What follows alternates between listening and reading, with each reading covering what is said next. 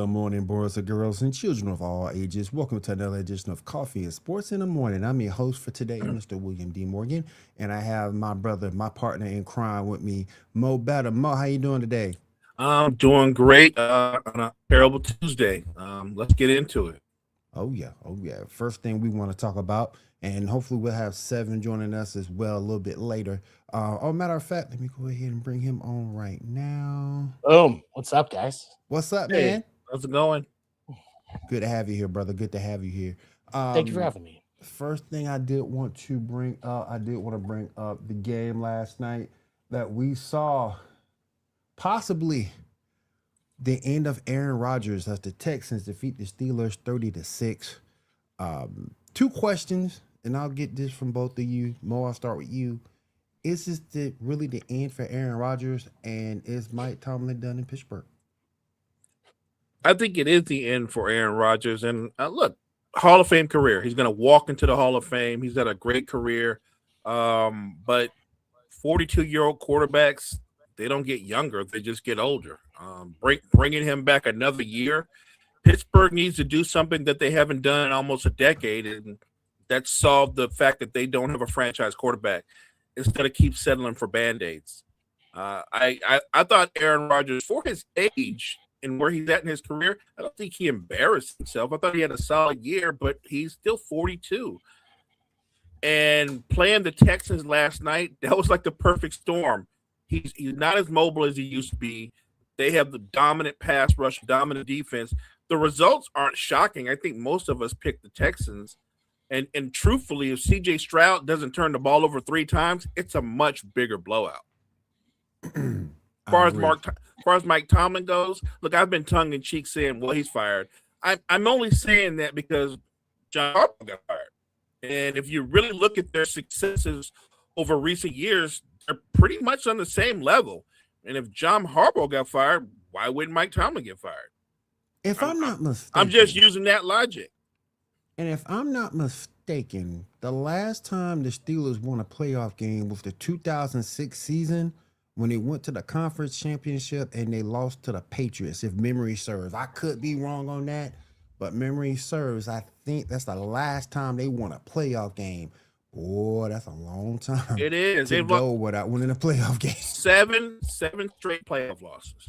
I, Oh, I, I, I think your fan base would feel better had you won a game or two, at least where you felt like a legitimate contender.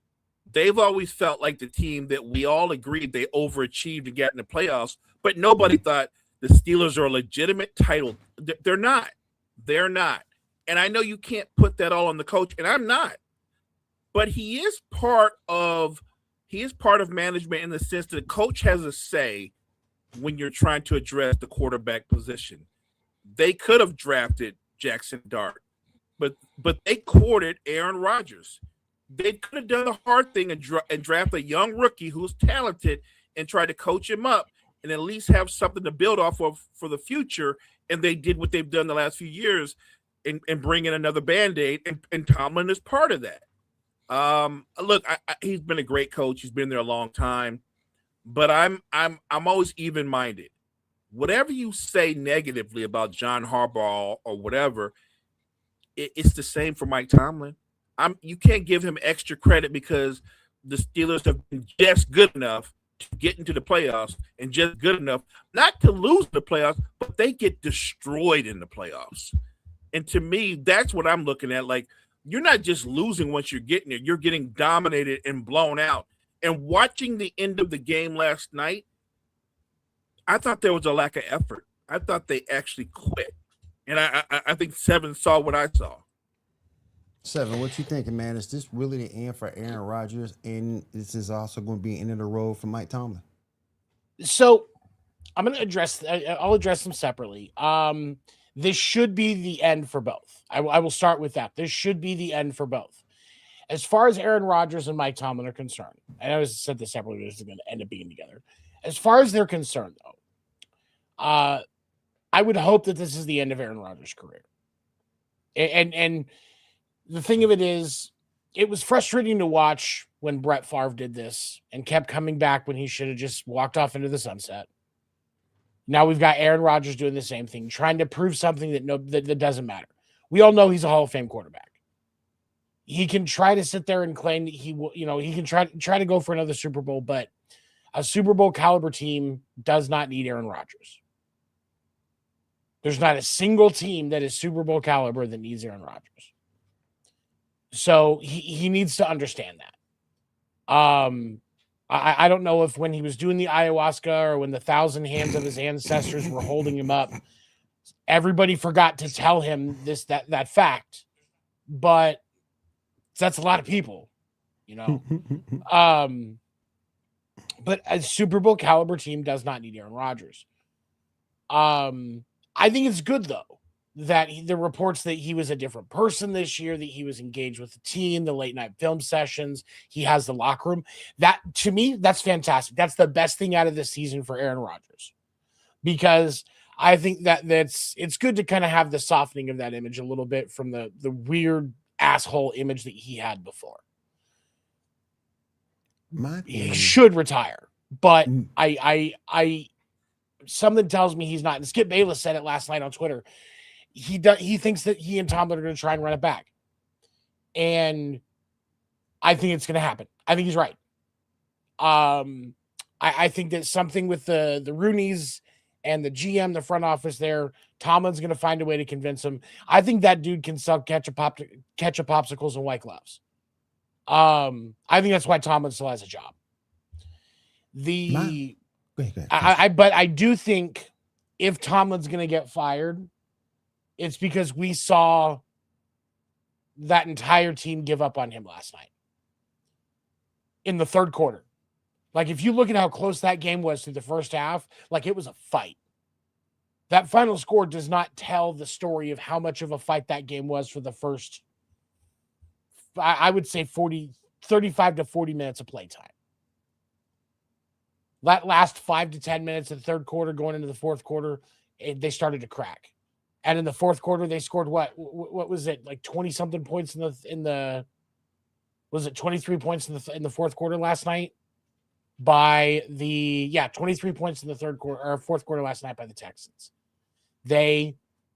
Pittsburgh gave up. And I'm not saying that it was Aaron Rodgers gave up or this specific player. The whole team gave up last night. And that's on Mike Tomlin. And if Harbaugh, who really, like, his team, I've never once in the last few years, despite the struggles the Ravens have had, I never once saw a team give up on Harbaugh. Until we saw the end of this season where it looks like there were some reports that he lost the locker room, he lost Lamar Jackson, stuff like that. We never saw it there till the end. But that's when Harbaugh got fired. And I'm with Mo. Like, he is a better coach. He has had a better record. Like, listen to this. Just in the last 10 years, Harbaugh lost in the divisional round, lost the AFC Championship, lost the wild card, missed the playoffs once, divisional round, wild card. And then the 3 years before that missed the playoffs. And there's mostly winning records in here. Out of those 10 seasons, there's only 2 years or technically 3 where they didn't have winning records. You had a good run. They actually won playoff games in those runs. So it's he should, but we'll see it again next year. My thing with the Steelers is the fact that you didn't put any playmakers around this man. If the front office holds blame, yeah. If DK Metcalf is your primary playmaker, you saw last night, you're in trouble. Because outside of that first drive in the first quarter, the first half, DK was pretty much silent after that. He's pretty much silent. And an older quarterback, you have to put weapons around him. Look what Tom Brady did when he left New England to go to Tampa. You had young players. You had a Chris Godwin. You had a Mike Evans. You had a young good defense there. And he won. And he knew, hey, and it's probably the toughest thing that you have to do as an older player is to realize you're not what you used to be. And for him to go to the Steelers and for the Steelers not to put talent around them. I mean,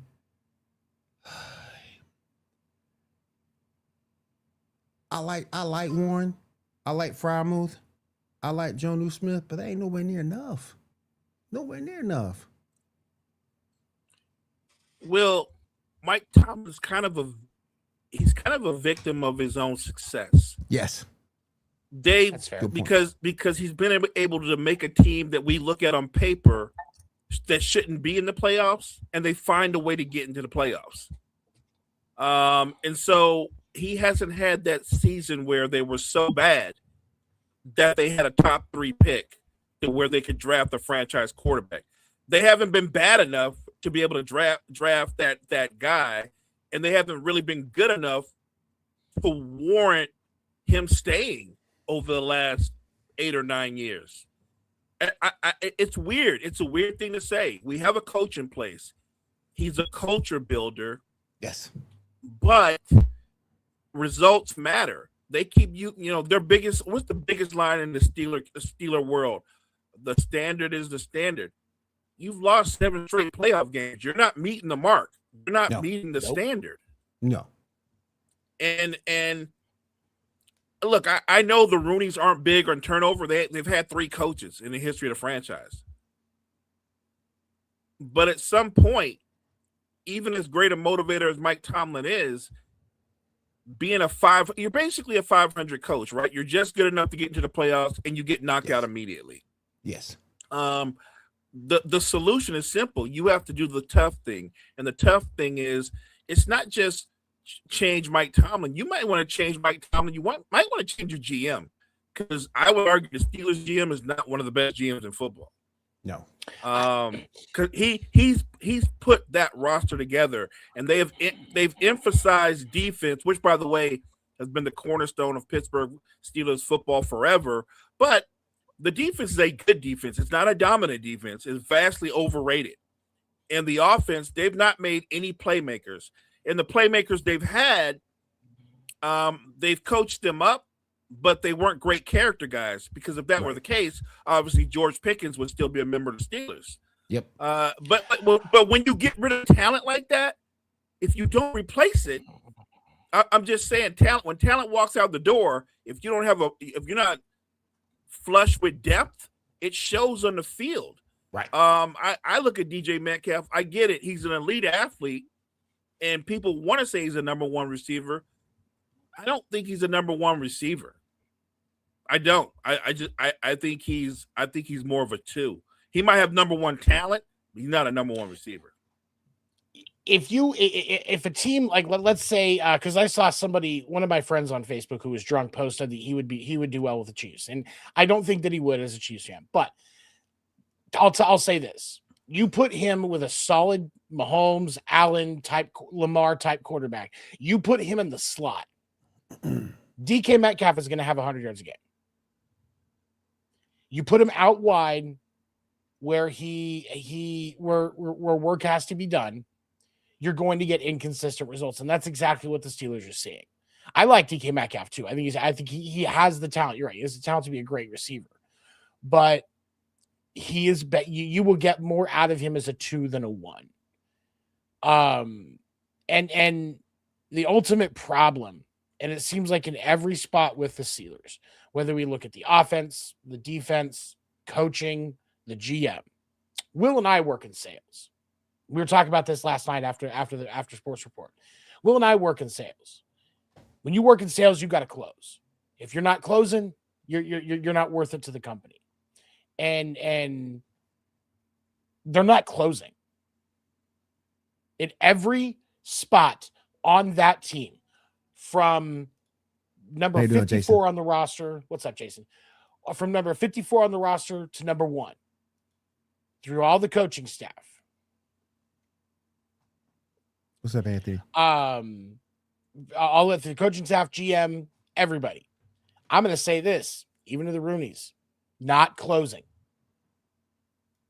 If we're not closing, we lose our job.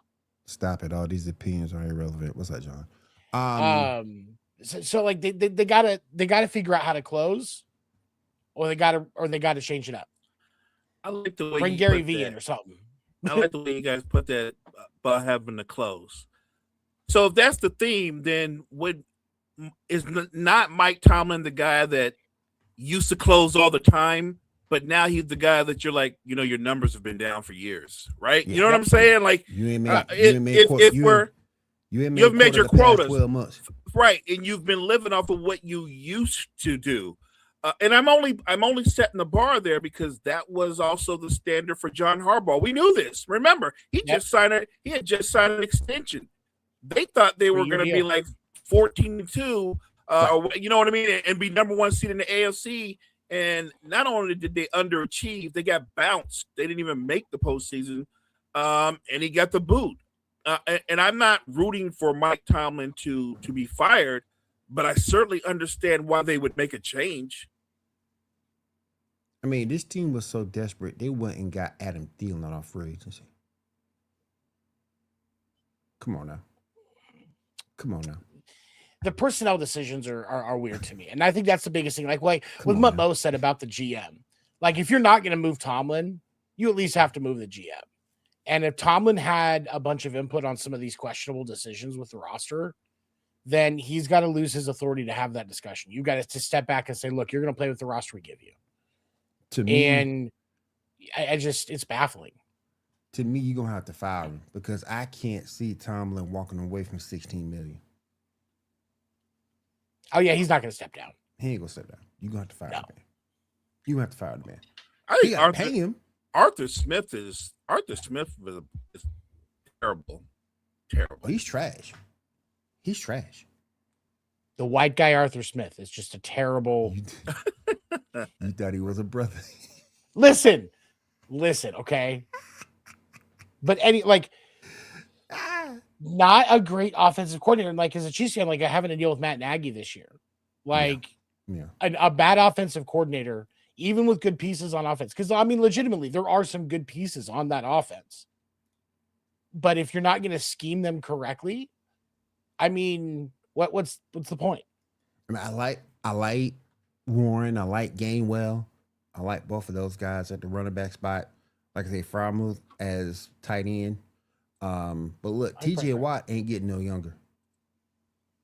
No. Cam Hayward ain't getting no younger. No.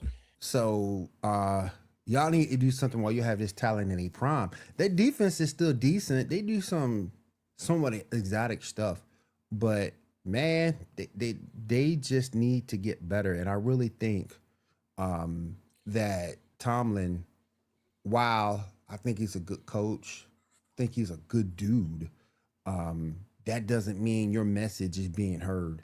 And so I want to ask a question really quick, because I was looking at the depth chart for the Steelers, and let's see, 4, 8, 10, 14.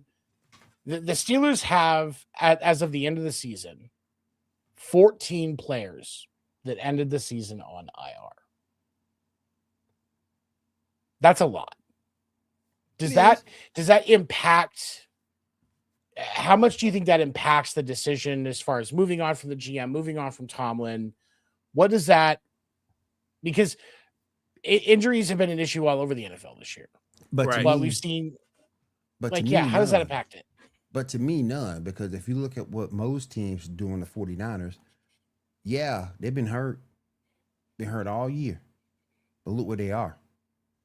They're 49ers going to stand for how many players they have on injured reserve. It's 49ers. I said it yesterday. Next man up. And next man up, that philosophy been winning. I think it ends Sunday against Seattle. But it's fair. But yeah. It's been next man up for the 49ers all year, and everybody's hurt. So I'm not blaming injuries for the Steelers' shortcomings, because everybody's hurt right now. Everybody's hurt. Everybody in their division, in the AFC North division, had tons of injuries. Oh yeah. That can't be like you. Even if you're the GM and go, hey, I picked the players, but I can't control whether they're injured or not. You might get that pass this year, but if I'm the owner, I'm going to go, what about the last 7 years? You know what I mean? Yeah, like that's a relevant question. that's what I want to know. What about the last 7 years? Are we gonna always use that excuse? Exactly. With that being said, we have our divisional playoffs set. Over in the AFC, we have the Bills versus the Broncos in Denver. We also have the Houston Texans against the New England Patriots in New England. Let's look at the Bills Broncos game first. Let me get your opinions on that, Mo. Who do you think wins and why? Everything tells me that Denver's gonna win because of that dominant defense.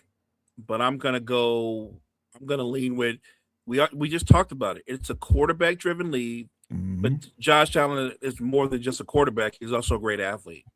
Yeah. And while Denver has a great pass rush, Josh Allen's going to go into that game knowing I probably need to run for about 65, 70 yards. You know what I mean? I'm going to need to use my legs. I'm more confident in Josh Allen and the Bills offense than I am with Bo Nix. And I feel a lot like about the Texans, the Broncos offense, the way I felt about the Texans offense. If they can score 17 points and they don't turn the football over, they're probably going to win. I don't think they're going to score 17 points on offense. I think it's going to be a tough defensive game. Even though Denver has a better defense, Buffalo has the best football player in the field. I'm going to go with the Bills in a close game. I think that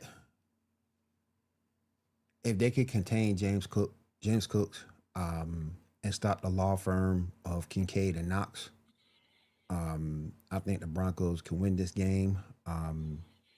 They're gonna have that offense is gonna have to be on all cylinders, though. It's gonna have to be on all cylinders and you're gonna have to get some distance because Josh Allen can pretty much keep you in any game if you keep it close. Seven, what you thinking, bro? You see, it's tough because like when you look at the way things are set up here, even like DraftKings only has them as a 1.5 point favorite. You normally get 3 just as the home favorite as a gift. So even DraftKings is like, I don't know who's gonna win this game. But to me, when I look at this, I'm gonna lean towards the Broncos, and there's 2 reasons. Number one, we've seen what happens to Josh Allen when he gets hit in the mouth with a real defense. And Denver's not playing around. Josh Allen likes to crumble in those situations. And number 2, I do not believe that Sean McDermott can outcoach Sean Payton. Sean Payton in the playoffs is a different animal as a coach. And I will respect that. Sean McDermott, as track record has shown, has struggled in those moments, especially against a really good coach. It is not hard if you know what you're doing as a head coach to outcoach Sean McDermott. So I will say, because of the defense and Sean Payton, I am going to take the Broncos, but it is going to be a close game. Who's the number one for the Bills? Who's Patrick Surtain shutting down? Well, see, that's the thing. They don't actually have a number one, so that's the mystery, right? Who are you? Yep. Who is he shutting down? Look, I get what you're saying, but I'm gonna say this: as good a coach as Sean Payton is, Bo Nix turns the football over. He does. He turns the football over, and Sean Payton can't control that. Like I think in a lot of ways the same that's gonna be the Texans' biggest bugaboo going forward. Not what the defense does. Is CJ Stroud going to put them behind the 8 ball by turning the football over and not being able to score? I just think that in a low-scoring game, if it's going to be a close football game, Broncos going to win. Broncos going to lose that. If it's a close football game, who do you trust to make a play? Right. I trust Josh Allen to make a play more than I do Bo Nix. And that's why I said you got to create some type of distance there because as you've seen versus Jacksonville, you don't want to give Josh Allen any room for any type of late game heroics. No, you got to be in his face the whole night because if you give him a second, he will cut it up. But his record for both road playoff games and his record in the red zone when in clutch moments is why I question Josh Allen. I'm not saying he doesn't have elite talent. He's an elite athlete. I will always respect the hell out of Josh Allen for that. But again, we talk about closing. Josh Allen in closing situation has proven time and time again he can't always get it done. And with Bo Nix, yes, he is a turnover merchant, but I can put enough faith in Sean Payton coaching in the playoffs to see something happen. Sean McDermott coaching in the playoffs it's been proven something's going to happen at some point. Cortland Sutton's going to have to come. He's going to have a good game also to keep that to help facilitate that separation because, like I said, you do not want to keep Josh Allen hanging around. All right, let's move over to that next game. We got the Texans versus the Patriots. This is a home game for the Patriots that they have home field advantage. 7, what you thinking?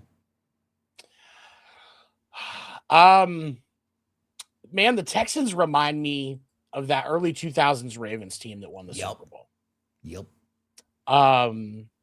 But I would take CJ Stroud over slightly over Trent Dilfer. I think that I will say that I absolutely love what the Patriots have done this year. I really, really enjoy seeing how Drake May has come up as a quarterback. But that Texans defense is going to hit you in the mouth. They're going to play hard. They're going to be in your face. And when you have the inexperience of those moments in the playoffs, like Drake May, I think that there's a little bit of an edge there to me for CJ. Just because of CJ's postseason experience. CJ's, been in the national championship for college football. Like, I think that light is it's not as bright for him as it's going to be for Drake May this time around. If they were both equal level experience, I might lean more towards the Patriots, but I'm going to give the edge to the Texans in this one. But it is going to be a defensive contest for sure. Mel, what you thinking, man? It's going to be a black and blue game for sure. Physical, hard hitting. If you're a fan of defensive football, I think that's what you're going to get. Yes. Here's the thing, though. Even though Drake May is the younger guy, I think he's established himself in terms of being a leader. I think Drake May is kind of an old soul on the field. Everything says you should take the Texans because of the defense. I trust Drake May more than I trust Stroud. Stroud turns the football over. It's something he's always done. And look, even though May's younger, he's kind of ahead of Stroud. He kind of leapfrogged him. Drake May might win league MVP. CJ Stroud has never been in that conversation. No. So look, Texans better defense by far, the dominant defense. But I think between the two teams, the Patriots is a more balanced team. I'm going to take the Patriots in a close game.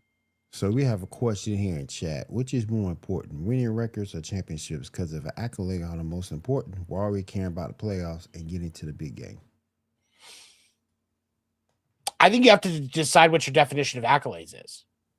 Because, like, to me, and this is where you kind of get into GOAT arguments and stuff like that. I think that making the big game is an accolade in and of itself because it is so hard. And teams, even the losing teams, don't make it back to the big game the next year very often. Yes. And so I think if you look at what your definition of accolades are, you could look at accolades, but ultimately the goal is always the championship. Mm-hmm. But which level are you focused on? Are you just trying to win your division? Are you trying to win the AFC or the NFC? Are you trying to like which championship is the goal? What is the standard that you're trying to set?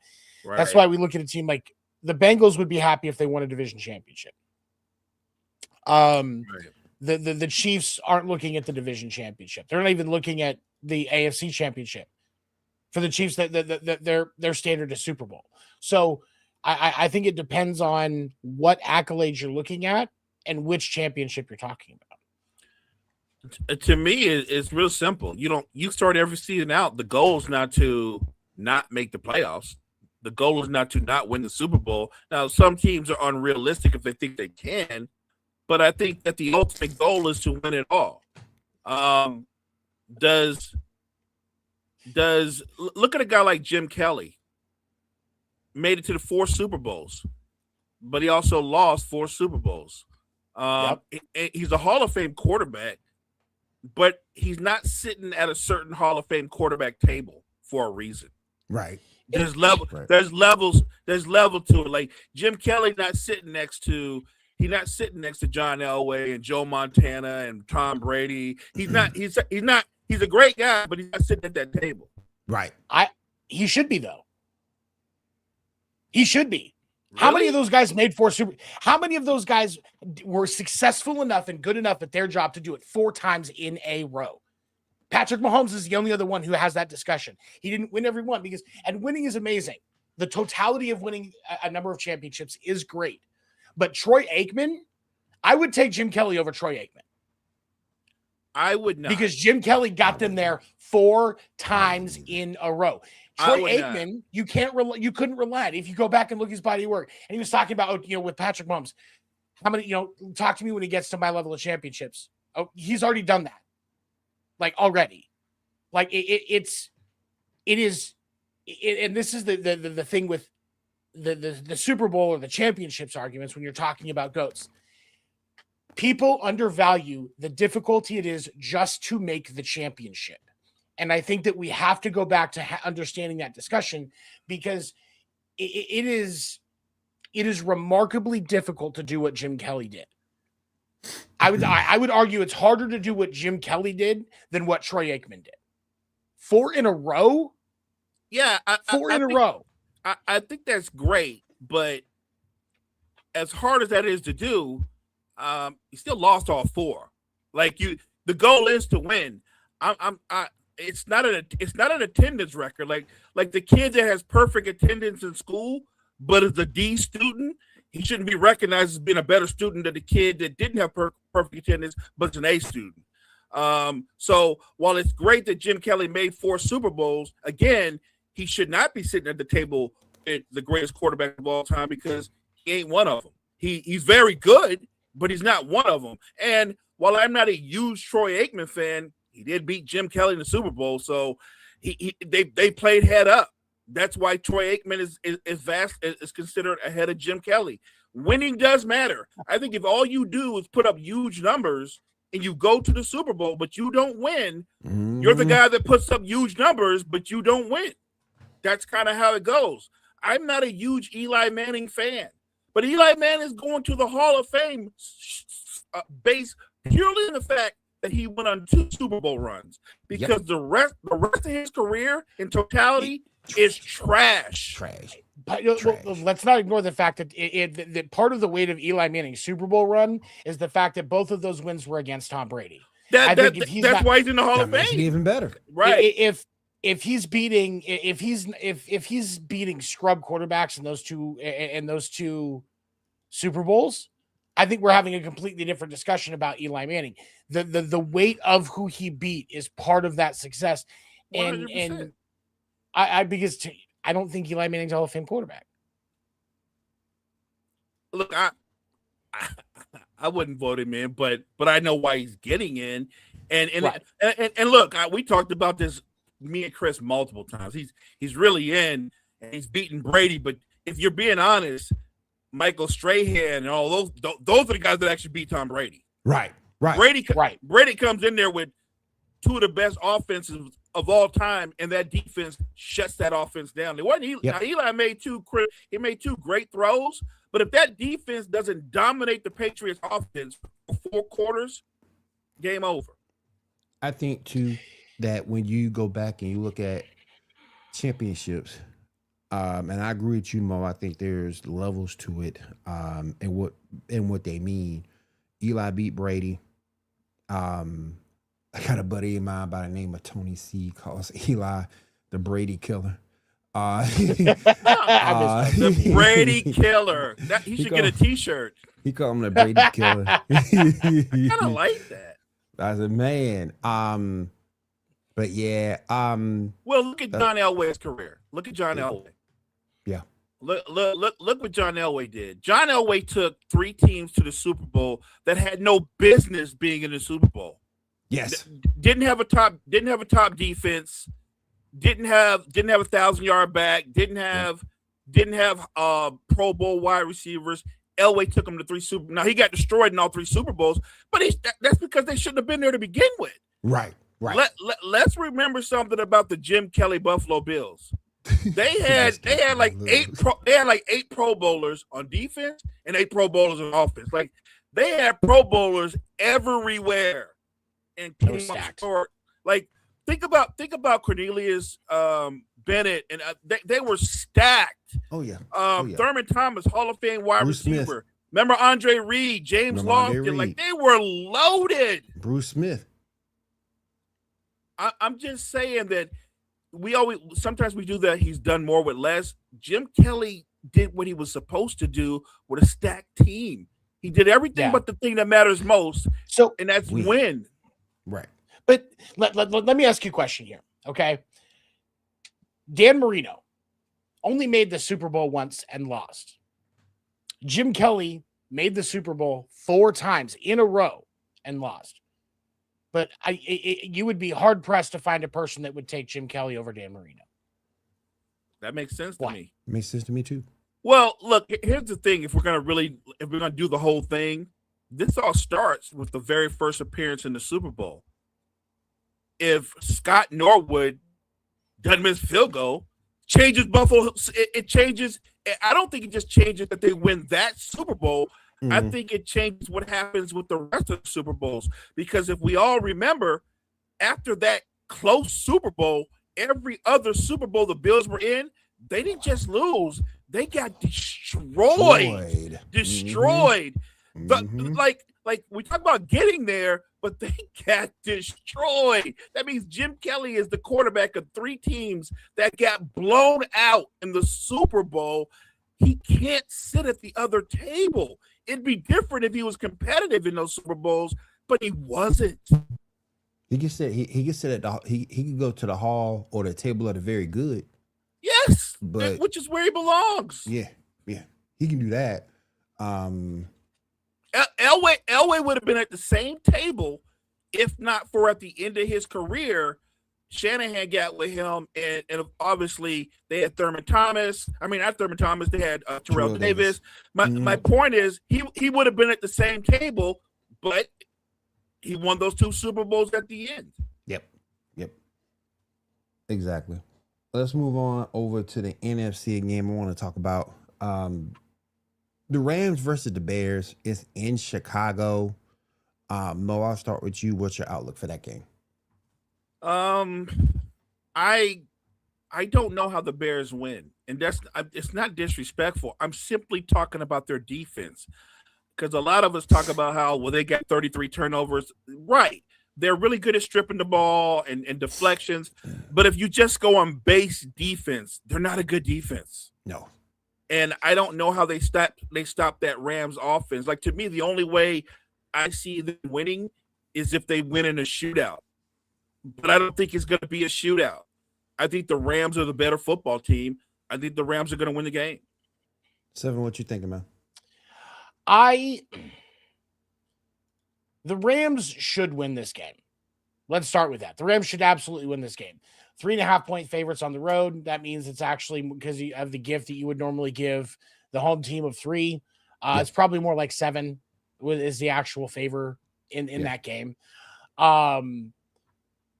For me, the Rams should win this game, but the Bears, as of late, have won multiple games that they shouldn't have. The thing that you have to do if you're the Rams is play mistake-free football. As long as you don't make mistakes. And I'm not saying it has to be perfect. I'm talking big mistakes, no stupid turnovers. Don't, go for it on 4th and 20 for some stupid reason. Like, do it right, and you'll be fine. But the teams that are losing to the Bears are beating themselves. You can't look at that game last week and tell me that the Bears outright beat Green Bay. Green Bay beat themselves. So, yeah, and I agree with Jory on this. I like McVay as a coach better than I do Matt LaFleur. So I think that that's going to make a difference here because because McVay can outcoach Ben Johnson, especially with experience. I I like the Rams. I think that I think it's going to be a more than a 1-score game, but I don't think it's going to be over 2. I think. But yeah, I like the Rams. I think for the Bears to win, they're gonna have to continue to create turnovers and score. They're gonna have to get some scoops and scores. And to your point, 7, they can't really make that crucial mistake. Matt Stafford can't expect to play the way he did this week and play like that next week and explain and expect to win. No, this is a fourth quarter team. And again, I said separation before. This is the same case. You're gonna have to create some separation, because if you don't create any separation to keep the pressure on, unlike Green Bay did, with those missed field goals. Listen, you could, the Bears, I said it before, they're a full quarter team. They could come back and easily get that victory. So they're gonna have to keep the pressure on, and that's a good point too, Anthony, because they're playing in the cold. I mean, win more than likely. It's a fair point, and it will affect some players. But right. I mean, but guess what? Yeah, that kind of cold though, Jerry. You know what's not going to happen? It's not going to affect the quarterback, because Matthew Stafford played in that division. Played Detroit. He used to it. Yeah. Right. He used to it. He gonna be fine. The cold ain't gonna bother him. It might bother some people, but it won't bother him. That's going to be interesting to see what Chicago can scheme, because with Devontae back, you just can't double Puka. So, and with the way they play their tight ends, it's going to be interesting to see how the Bears come in defensive-wise. Like I said, I don't think the defense is very good, but if Stafford doesn't make any mistakes, I don't see how the Rams don't win this game. Now, if he starts making mistakes and things like that, then okay, they got a shot to keep the Bears in the game, and that's dangerous, because again, you can lose.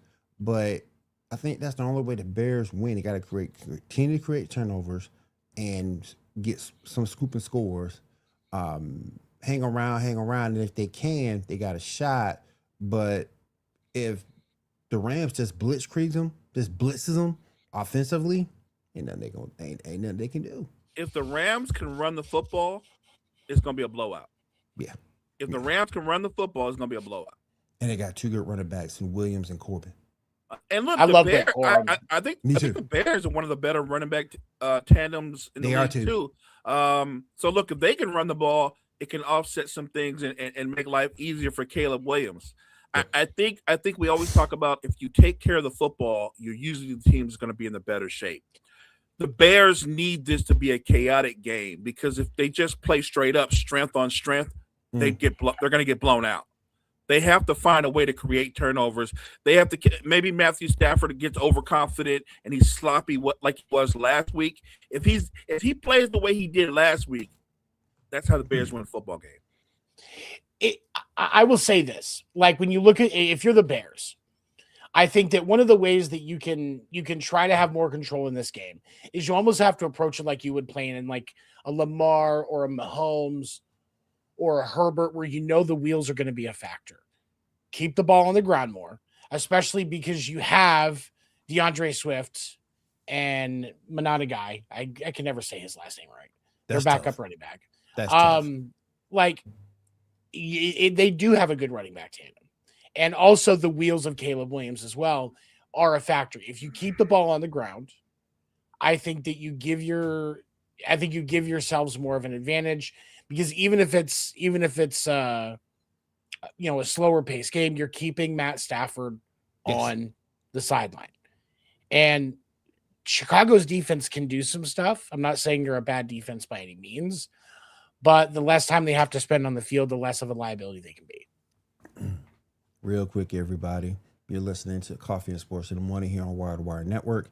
Got 15 minutes in. Let's move on over to the next game, final game.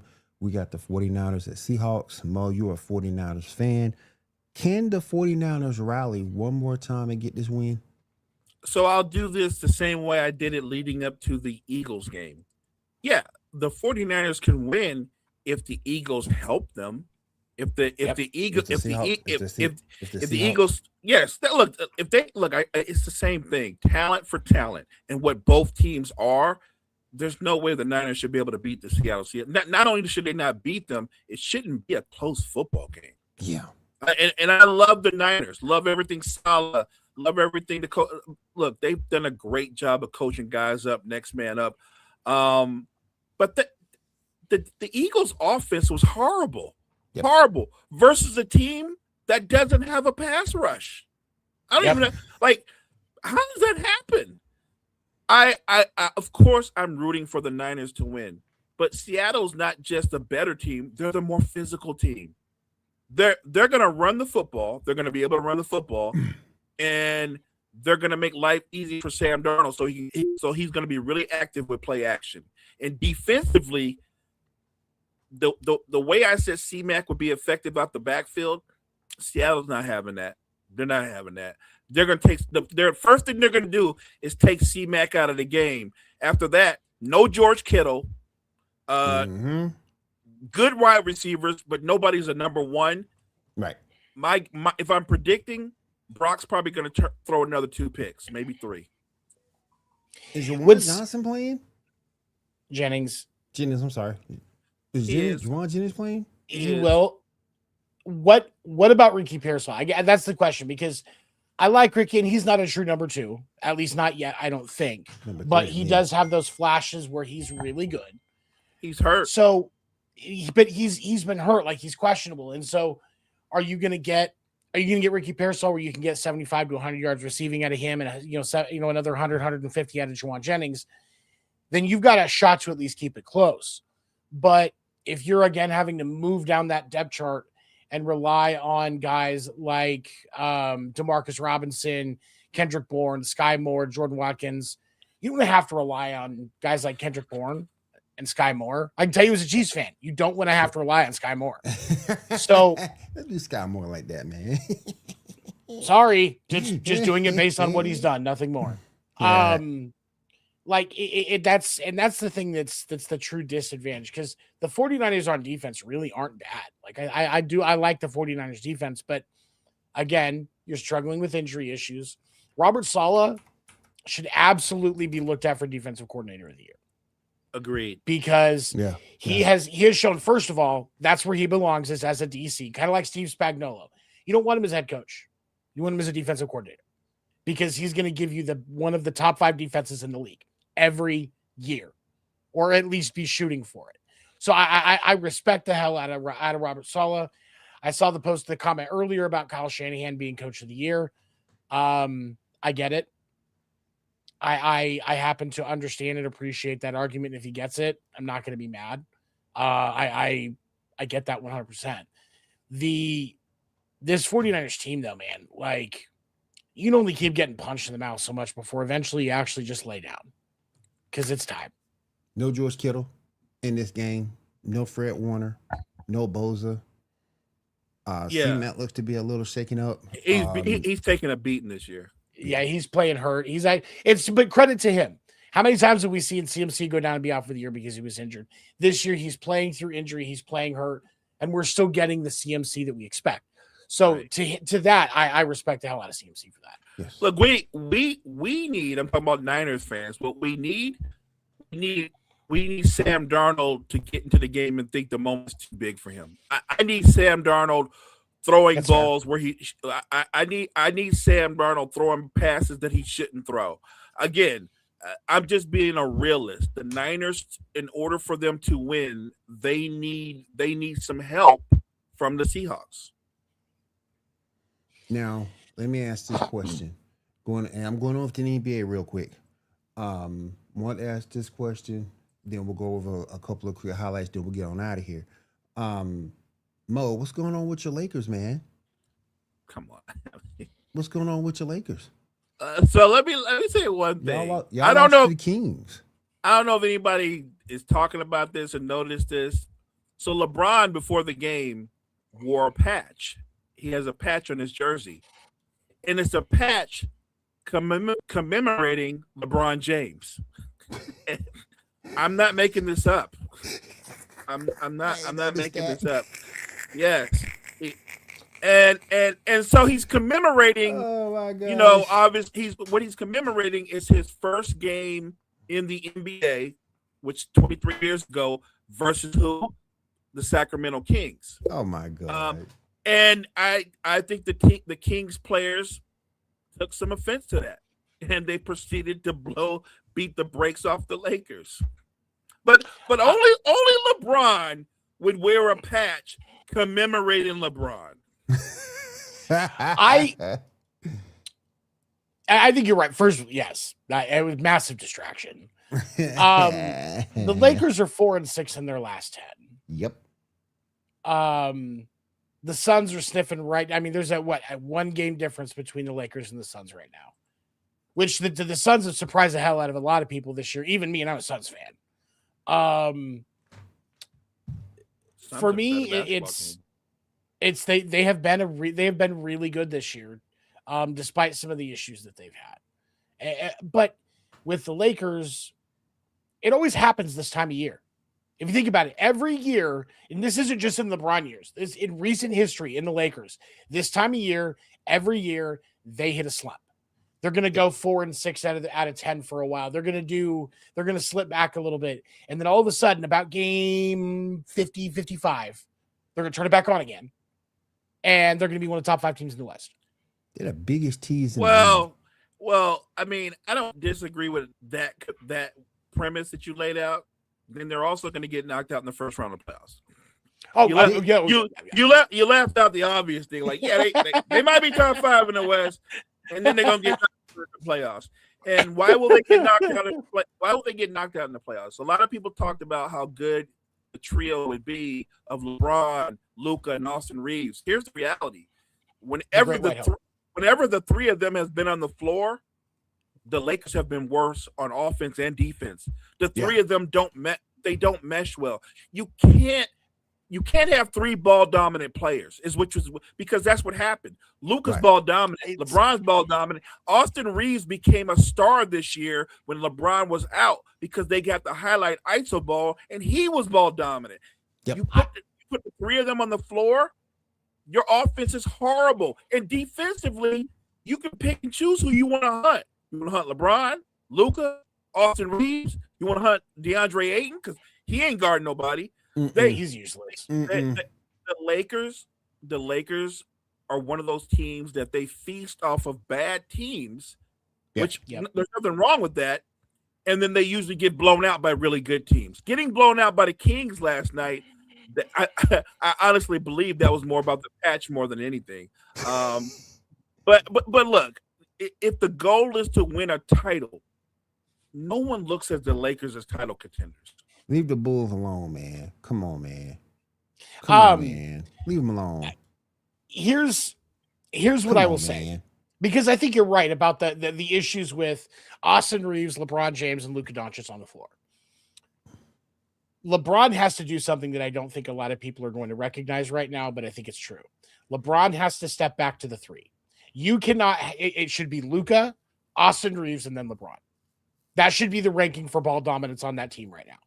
And the reason that I say it's not to take away from anything LeBron's done. It's not to say that Austin Reeves is a better basketball player overall than LeBron James. But right now, and especially for the future of the Lakers, it's Luka and the Great White Hope. Imagine how good you. But think about this for a second. You have Luka Doncic on your team, and you are still so good as Austin Reeves that you get the nickname the Great White Hope. Like, that is just fantastic. But anyway, he's recognized publicly that he has to kind of let Luka take the lead on that. But he's got to step back behind Austin Reeves too. That's the only way this works as they get into the postseason. Really? I don't even disagree with that. I think LeBron, you can still be a star. You're going to be a star. LeBron James. Yeah. You're you know what I mean? Like you're a Mount Rushmore player. You can take a step back if it's for the betterment of the team. And because you're LeBron James, if you take a step back and the team is better, people's going to recognize you did a big leadership move. Like, you get credit for that. Right. Again, I think that's what he's got to do. Like, it can't be about, I still want to show people that I can give you 28 or 30 a night. It has to be more about, what do we need to do from me for us to be really contenders and be really good. And if he can do that, which by the way, I know he can do that, that'd be great for the team. The thing is, ego's a hard thing to set aside. Yeah. And when the NBA has revolved around you for over 20 years, it's very hard to go, yeah, it's his time now. I'm a secondary star. I don't know if LeBron is ready. I don't know if he'll ever be ready to do something like that. Dwayne Wade did it though. He did. He did. Yeah, but I know it's a Dwayne different Wade situation. didn't have but I was gonna say, but Dwayne Wade didn't have the same impact that LeBron James did in his prime. But that's the thing. That's the frustrating part for this is LeBron would look even better than he does if he took that step back. But getting that to happen, right. And this isn't just about LeBron. This is about JJ. This is about Luka. This is about Austin. This is about everybody being on that same page. Because, I mean, as long as you've been around these guys, it's almost instinct that you want to defer to LeBron because it's LeBron. It's King James. Yep. You've got to change that mindset as a team and recognize that LeBron is your guy that you're going to kick it out to on the wing or whatever else that's your third option, because you've got to look at Austin Reeves down in the paint, Luka outside, Luka in the paint, like whatever. Yep. Those are your first two options, and then you swing it out to LeBron. All right. Oh, before we go, I do want to get this out as well. Congratulations to Mr. James Harden. He passes Shaq for number 9 on the NBA scoring list. So congratulations to James Harden. Congrats to the strip club that got that celebration party too. You guys probably made bank. They got the chicken wings there. They got the chicken wings and everything. Let's go, baby. Chicken wings and ladies. Let's go. Real quick, I do want to go to both you guys. Any final thoughts we got before we get on out of here? Look, I just appreciate the chat, the energy. Appreciate Seven, you, Will, guys hopping on. There was a little bit of a controversy. I don't know if you guys heard any of this. It was about in the Jaguars press conference. Oh yeah, we talked about that last night. Yeah. And obviously the comments that a lot of other like not just Jamel Hill, but maybe she was one of the bigger names that was critical of that reporter who by the way is a Jaguar local reporter. I can understand Free Press, right? Right. I can understand her sentiment. It's one of the few. It is actually a black run newspaper. Mm-hmm. So I understand why she said what she said, and I disagree with the way she said it, but I understand what she was trying to say. Right. I just didn't like the way that she said it. It did make her sound more of a fan, but at the same point, and I think that's what kind of threw everybody off.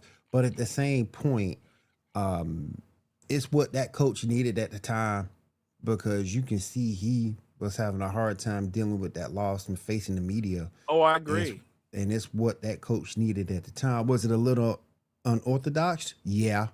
No, I wasn't talking about her. I agree. I was fine with what she said. I was talking about I understand why Jamel Hill said what she said. Because I don't think she was wrong, but I don't like the way she said it. Right. I got you. You didn't have to approach it from a place of hate. You didn't have to. You could have worded that so much better. That's all I'm saying. Oh yeah. Jamel Hill is somebody that frustrates me because there is so much talent and understanding of sports as a whole. Mm-hmm. But the rage baiting stuff that Jamel Hill says sometimes just pisses me off. Like I get pulled into it. But I was more angry about Shady McCoy's participation trophy. Oh yeah. Bro, you got 2 participation trophies sitting right there on your shelf. Keep your mouth shut.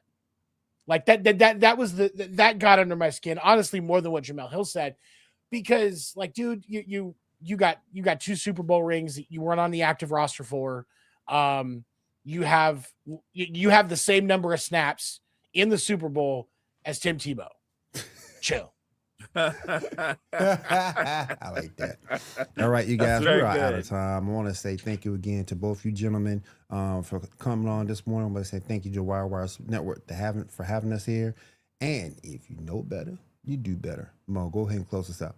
Thank you guys so much for joining us. Make sure you check out all the great content we have at Wire to Wire Network. Wire to Wire Network, we appreciate you. All right, everybody. Don't forget to check out all the fine shows here on Wild Wide Network. We'll go over all of them as we go out.